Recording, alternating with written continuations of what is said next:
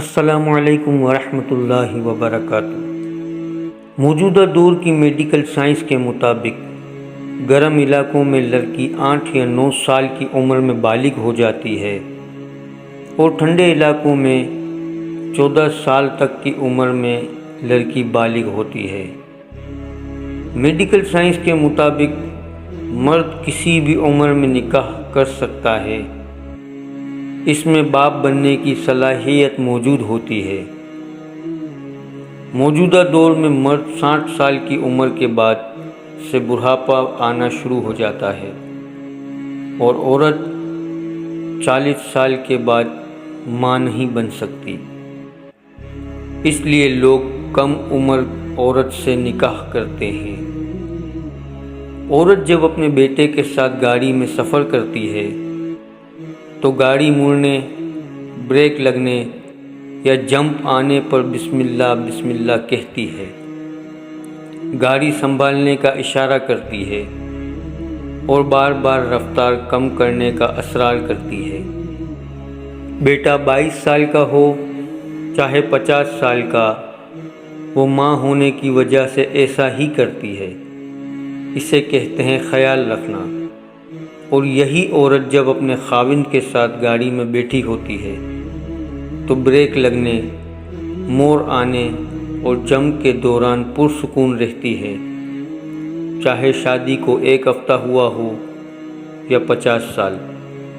اسے معلوم ہوتا ہے کہ گاڑی ڈرائیو کرنے والا اس کا خاوند ہے، جو اس کی جان اور عزت کا رکھوالا ہے، اور وہ ایسا عمل کبھی نہیں کرے گا جو اس کے لیے باعث تکلیف ہو۔ اسے کہتے ہیں اعتماد کرنا۔ ایک شخص فرانس کے ایئرپورٹ پر وضو کر رہا تھا۔ اس سے کسی نے پوچھا کہ آپ کس ملک سے تعلق رکھتے ہیں؟ اس نے کہا پاکستان سے۔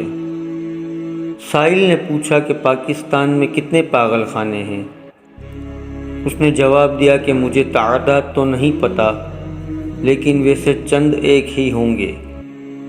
سائل نے کہا کہ یہاں پر بہت زیادہ پاگل خانے ہیں اور میں یہاں کے ایک پاگل خانے کے اسپتال میں ڈاکٹر ہوں۔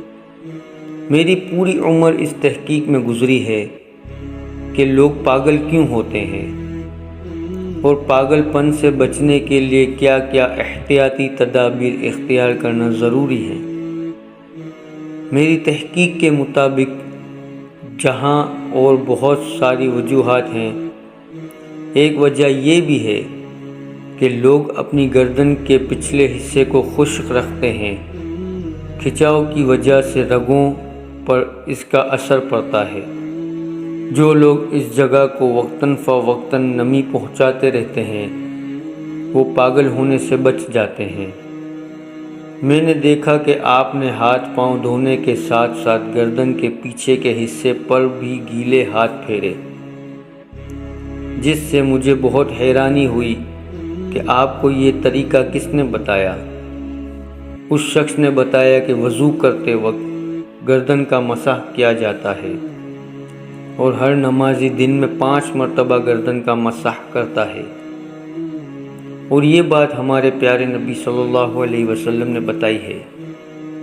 ڈاکٹر کہنے لگا کہ اسی لیے آپ کے ملک میں لوگ کم تعداد میں پاگل ہوتے ہیں۔ اللہ اکبر! ایک ڈاکٹر کی پوری زندگی کی تحقیق نبی علیہ السلام کے بتائے ہوئے ایک چھوٹے سے عمل پر آ کر ختم ہو گئی۔ سبحان اللہ! ویڈیو پسند آئی ہو تو لائک اور شیئر ضرور کیجیے گا، اور چینل پر اگر نئے ہیں تو سبسکرائب کر کے بیل نوٹیفیکیشن آن کر دیں تاکہ آنے والی ہر ویڈیو آپ تک سب سے پہلے پہنچے۔ شکریہ۔